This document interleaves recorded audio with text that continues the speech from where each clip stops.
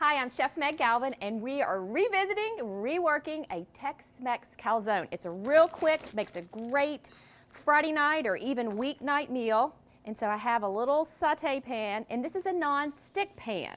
So in your repertoire of pans at home, this should be one that you want to have around because we're using ground turkey that is 93% lean. So that means only 7% fat.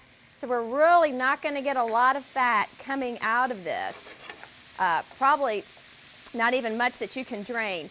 If you do see a little bit of visible fat, you can always drain it off or just kind of pat it dry with a paper towel. So real hot skillet, and then the non-stick surface. And that way, it's not going to, we don't want it to caramelize too much. We just want it to brown.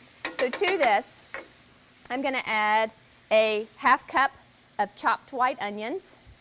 You can go fine if your kids don't like to bite into a big piece of onion. But this is a fun, quick meal because you're able to use some convenience products that are actually very healthy, not too high in fat and not too high in sodium. And the one product that we're going to use actually is a salsa verde. Salsa verde is a green salsa. If you don't like that and you want to use a regular salsa, that's fine.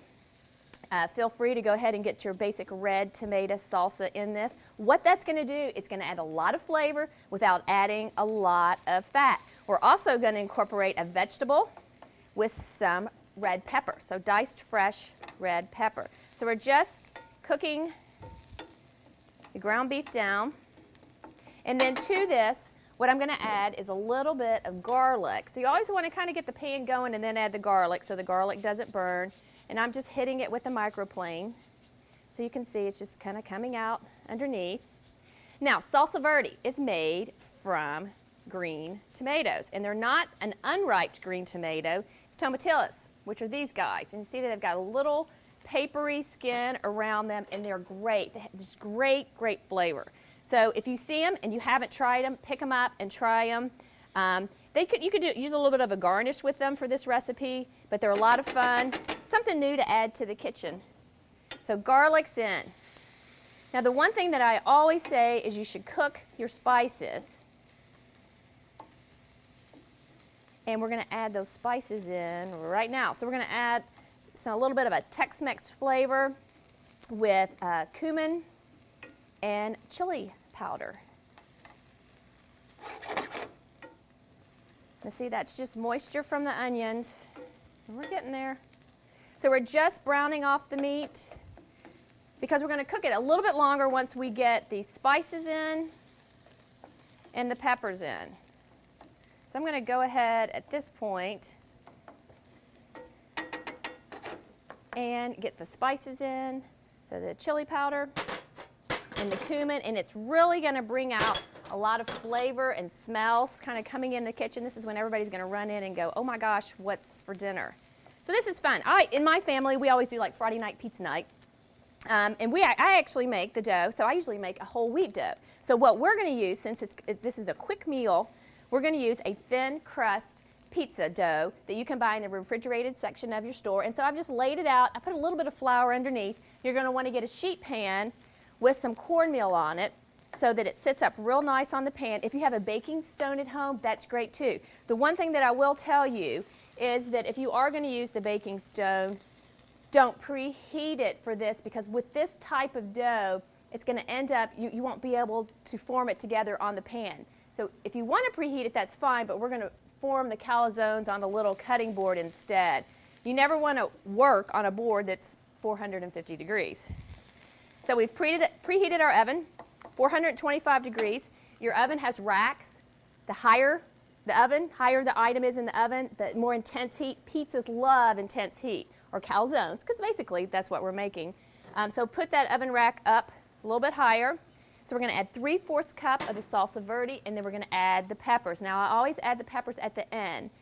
They're a vegetable that's grown above ground, and they like sunlight, and so that means they don't like a lot of cooking time. We want them to retain their color. We want them to retain their flavor. So they're basically in and out in just a couple of seconds. So I'm just going to let that simmer and kind of come together. like that. So let's go over and we'll look at our dough real quick.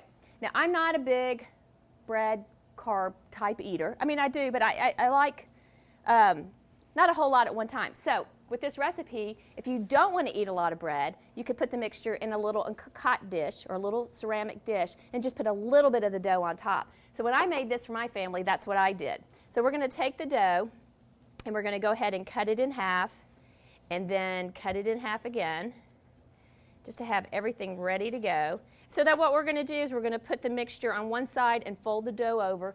You can use just water to seal the dough, or something that I do is just a tiny bit of egg white. And that seems to really kind of seal the dough. And if you want to, too, you could even brush the dough with a little bit of egg white if you want a real shiny color on the dough. So let's bring over this mixture. And then what we're going to add to it, too, just for a little creaminess feel, is a little bit of a Mexican blend cheese. If you want to lower the fat, you could choose a low-fat variety as well, too. So let's just get a little spoonful. We'll get one going for you. So the flavors just smell great. Now, don't overfill them because they'll kind of pop out on you. So the mixture, and then we're just going to brush with just a little bit of egg white just around the edges. And then this comes over. And I always like to do little triangles just from a presentation standpoint. I think that it's just a little bit prettier. And then we're going to come in. Oops, I forgot the cheese. We're going to add a little bit of cheese. So just about 2 teaspoons of cheese on top. You don't want too much cheese because you really want to taste the flavor of the meat. So these calzones are fun. They're quick. We're going to just wet that. So we're just going to seal this together real quick like that, and then this just goes on your sheet pan.